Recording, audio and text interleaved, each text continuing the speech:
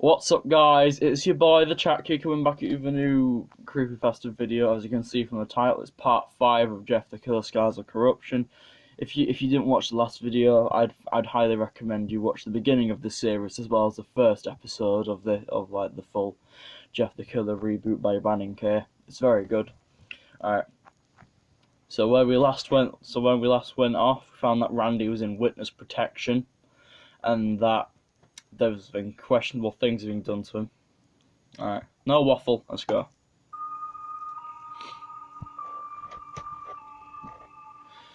Did you want to have sex with Cherry? Not really, no.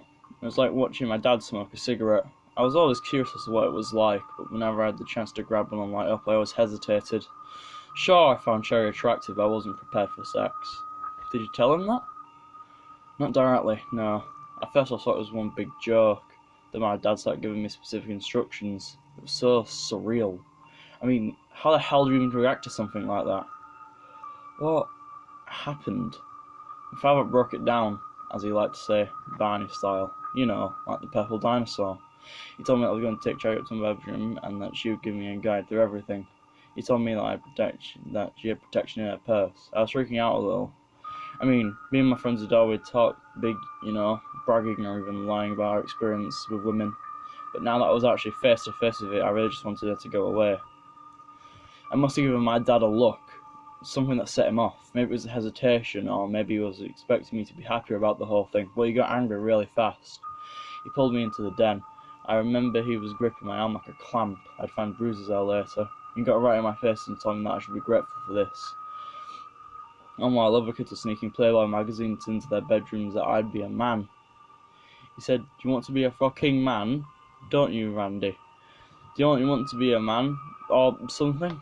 Do you even like girls, Randy?" I told him yes, I liked girls. And then he let go of my arm and told me to go and prove it then. He told me that he spent a lot of money to arrange this visit and that I'd better not waste his money. Was the woman, Cherry, aware that you were a minor? I'm sure she was, but my father was probably throwing a lot of money at her. Plus, he would have been in a lot of trouble too, so I'm pretty sure he took care of any potential issues. So, we walked upstairs to my bedroom. My dad waited downstairs. Once we got there, I guess Cherry could tell I didn't want to go along with this. It was embarrassing. You know, like I said before, this should have been a dream come true. She turned on some music and told me that we could just hang out, that she wouldn't do anything I didn't want to. She said that she would lie to my dad, telling me the job was done. What did you decide to do? We sat on my bed and talked for almost an hour. She told me that she never felt right about the job, but for what my dad was offering to pay, she was willing to do it. She told me that she was ashamed. I told her that I was too. I was probably passing up the chance of a lifetime. I felt pathetic. She actually hugged me and told me there was nothing to worry about, and someone's first time shouldn't be with a paid call girl. She said it'd never mean as much. Then we started talking about life and about other stuff. Life in general, you know. I guess in her line of work, she hears a lot of guys' problems. I told her about my dad always demanding I win at everything. I told her about how much that the people that were my friends were just pretending because of my family's money. I told her that I was alone, I was lonely a lot of the time. That I was jealous of other families just because they loved each other, because that's what you're supposed to do. Sounds like all you needed was a good listener back then. Yeah, I think so. But then, I don't know if I said something that upset her or whatever, but suddenly she got angry. Maybe I complained one too many times about the plight of being wealthy. I just remember that she had grabbed my shoulders and really locked eyes with me. She told me that there were millions of people in America that would kill to have my life. She told me I was complaining about things that didn't matter in the long run. She told me about her childhood growing up, sleeping at homeless shelters, watching her mother get beaten up by different drunk boyfriends, and having to watch her mother practically beg for whatever little handout she could get. She told me that in a few years I'd leave my father's house and I never had to deal with him again, so I should enjoy the comforts that came and just leave as soon as I could. She told me to just fake it. Fake being happy, fake that I want to do all the things my father wanted. The sports, the debate team, the student body, government, all of it. She just fake it until you make it, Randy. She told me to just play the role for what it was worth. Be a snob, spend my dad's money. Whatever it took to make it through the day, I could move out of his house. Was that advice valuable? Well, I took it. Just like that, I stopped trying to care. Cherry and I walked downstairs and gave my dad the big stupid thumbs up. I put on this stupid cocky smile and I was amazed at that. One of the first times in my life my father seemed really happy about something I did. From that day until the incident with Jeff Woods, I kept wearing that stupid smile. Whenever I felt guilty about something, I just ignored it and faked pride or arrogance or whatever emotion fit the moment. Things got a lot better at home that year. I played on the company softball team, brought home trophies I didn't care about. My friends became nothing more than commodities. I was a leader and they followed. When I walked past an old lady, I'd say good morning. I held the door up for people at the grocery store. I manipulated people, bought friendships and dropped the ones I didn't want anymore. Crazy to think, but that woman, Cherry, was probably the first honest person I'd met in my entire life. Tell me about the first time you and your friends encountered Jeff and Lou Woods. Why did you choose to antagonize them by tampering with their bikes? By the time Jeff moved to Mandeville, I was embracing Cherry's fake-it-all life of style to the fullest. I hated myself, don't get me wrong, but I also found that I could fake that. I just pretended that I didn't despise what I was becoming. I was 16 now and had been living the fake life for 2 years. Either way, we knew that someone had moved into that house, Jeff's on Fairmont. It was a nice neighbourhood, and me and Keith and Troy would usually ride our bikes or walk down to that street to get to the village shopping centre. There wasn't much to do in Mandeville if you didn't have access to a car, so the village was the sort of place to hang out. So we saw Jeff and Lou coming out of that house that morning and jump on their bikes. By the time we got to the village, we saw their bikes leaning on the wall next to the video store that was there. It shut down shortly after the incident from what I've heard. So it started with one of us, maybe Troy, maybe me, just looking at their bikes. Someone in my group commented that the bikes were old or cheap, I don't know, and one of us kicked them. We thought it was funny, so we kicked it again. This time it fell over, causing the other bike to fall with it. We laughed so hard at that.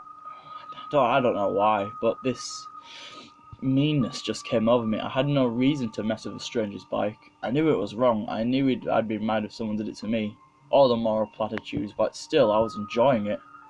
Keith and Troy were too, so I decided to up the ante. I picked up one of the bikes and started to ride it. Keith followed suit. We were trying to damage them, I guess. We pedalled really fast and then jumped off the bikes so it didn't crash. I knew it was wrong, but I kept just going on anyway. Eventually Jeff and Lou Woods came out of the store and confronted us, and there was a fight. I didn't really want to fight Jeff. I mean, when you're the leader, you can't risk losing a fight in front of your friends, so I provoked Keith and Troy into fighting them. So, when Donald Williamson wrote in his official report that witnesses saw Jeff and Lou take the first swing at you, was that false? Williamson was in my dad's pocket for a long time. I'm not sure if my father was just bribing him outright with cash, or if he had some information on Williamson, but Jeff and Lou never had a chance at a fair deal that day. The only witness was the video store clerk, and he didn't even talk to her. When he arrived, Jeff and Lou were gone, but I'd stuck around with Keith and Troy. When Williamson got out of his cruiser, the clerk came out to talk to him, but he just waved her off.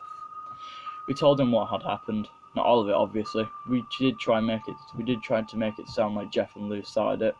We admitted to messing with their bikes, and Troy, maybe trying to sound tough, said he took a swing at Lou. Williamson eventually just put his hand up and told us to listen. He said something like, "Okay, so you boys are just trying to find out who owned those bikes, right? Because they were just left out in the street, right? And when you tried to return to their rightful owners, these kids accused you of trying to steal them and attacked you. Is that right?" We were a little confused, so he just repeated it again, this time stomping his foot at what he considered the important parts.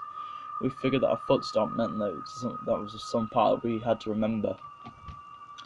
We told him the kids attacked us lived in that recently sold house in Fairmont, and he knew exactly where to go. I guess he called my dad after we all left and told him it was all taken care of, because when I got home that day, my father already knew the story, or at least the false version that Williamson cooked up. Were you and your friends upset over this? Is this what led to the incident in your house with the flare gun? Honestly, I didn't care. I mean, Jeff beat up Keith and Troy, never really touched me in that first encounter. But my dad wanted me to be mad, I think. He told me that I let new kids from the ghetto make me look weak. He asked me what was the point of taking martial arts class and having a gym membership if I was just going to get run over by some kids from the gutter. So, I faked being mad. I faked caring about some stupid macho image. Did you set up the attack in your garage? Did you convince your mother that you wanted to make friends with Jeff Wood so he'd come over? No, that was dumb luck. His mother was trying to fit in, and I'm sure the fact that my dad was her husband's boss had created a lot of problems in their home. I think Jeff's mum just wanted to try and smooth things out, so he called my mum, and eventually they set up a day for all of us to get together. So Jeff comes over and we hang out, play video games and make conversation. Turns out we had very similar dads. I let the fake advice go for a while, and actually started to remember what it was like to just hang out with someone and not pretend to be someone I'm not. So, what went wrong? What changed in such a short period of time? I actually found out ahead of time that our mothers were planning to go out. My mum told me that she was going to show Jeff's mum around the town a little. I suppose you could say that at that moment, that Real and Rich had to argue with each other. Who are Real and Rich? Randy Real and Randy Rich. Those are the nicknames I created for when I was faking life, when I was just being myself.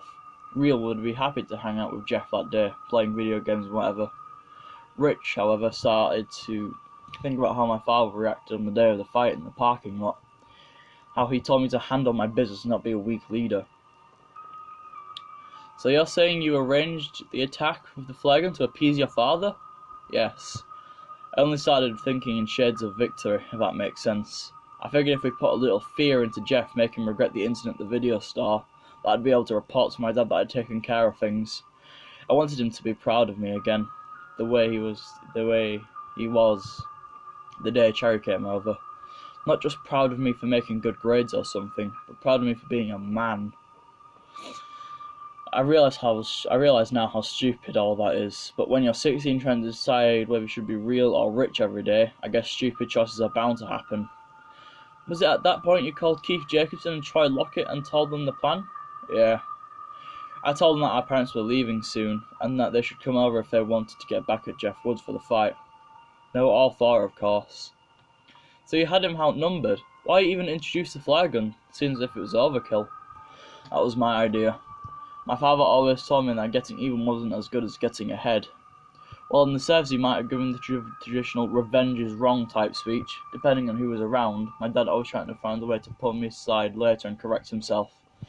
He was a firm believer in putting things back to balance, and to my father, being 1 point ahead of everyone else was his idea of balance. I figured that the flare gun would be that perfect 0.1 lead. It was so stupid, I know, but that was rich, Randy, for all of you, full of bad ideas. Did you have any intent whatsoever to shoot him with it? Jesus, no! The idea of a bunch of suburban kids shooting at someone over a fight, that's a work of fiction if there ever was one. No, I just wanted Keith and Troy to get their hits in, knock him around a little, that's all. That didn't happen though, did it? No. I've listened to Monica Davenport's Jeff tapes. If I had known how much our kid was dangling on the edge, we would have left him alone. Now, one of the big pieces of controversy was your story. You reported that Jeff shot himself in the face while playing around with the flare gun. However, the audio recordings released by Davenport told a different story. All the corruption that was exposed about your family and their ties to the powers that be in Mandeville also told a different story. What really happened that day? I shot Jeffrey Woods in the face. It was an accident. I dropped the flare gun and it discharged. So why did you lie? Williamson cooked up the entire story.